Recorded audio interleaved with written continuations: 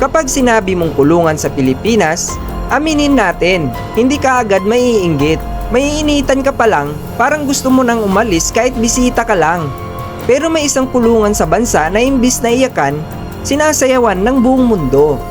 Ang Cebu Provincial Detention and Rehabilitation Center, o mas kilala bilang yung kulungan na may synchronize pa kaysa sa school dance competition. Habang ikaw nung high school ay nahihirapang sumabay sa sayaw, dito, libo-libo sila at walang choice, kailangan sabay. Sumikat ang CPDRC dahil sa viral dance videos. Michael Jackson, meron. Pop songs, meron. Formation na parang military drill, meron din. Sa ibang kulungan, ang naririnig mo ay sigawan. Dito, 5, 6, 7, 8. Ngayon ang tanong, luxury ba talaga ito? Walang aircon, walang hotel bed, walang room service. Pero isipin mo ito, kaibigan. Ilang tao sa labas ang may oras para mag-exercise araw-araw. Alam naman natin na marami sa atin ang busy sa mga katrabaho, IST sa opisina, kulong sa traffic, kulong din sa bills. Samantalang sila kulong sa pader, pero hindi kulong ang katawan. Ang CPDRC ay hindi luxury ng pera, ito ay luxury ng galaw. Kapag ang katawan gumagalaw, ang isip humuhupa. Kapag sabay-sabay kayong gumagalaw, nawawala ang ego. Hindi ka bida dito. Parte ka lang ng formation. Parang buhay lang, di ba? Akala mo ikaw ang main character, pero extra ka lang pala.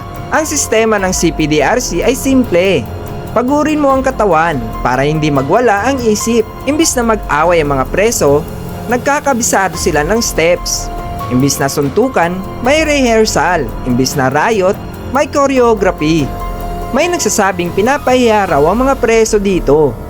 Pero tanungin mo ang sarili mo, kaibigan. Mas nakakahiya ba ang sumayaw o mas nakakahiya ang tuluyang mawalan ng direksyon? Hindi lahat ng preso ay pare-pareho ang kasalanan. Pero lahat sila pare-parehong tao. At dito tinuruan silang makisabay, makinig at sumunod sa ritmo. Kung tutuusin, maraming tao sa labas ang walang disiplina, walang routine at walang sense of community. Pero sila meron. Habang ikaw ay late sa trabaho, sila on beat. Luxury ba ito? Hindi sa mata ng mayaman. Pero sa mata ng taong galing sa kaguluhan, ang ganitong sistema ay parang reset button. Hindi ka ginawang celebrity, ginawa kang parte ng grupo. At minsan, iyon lang ang kailangan ng tao, maalala kung paano makisama.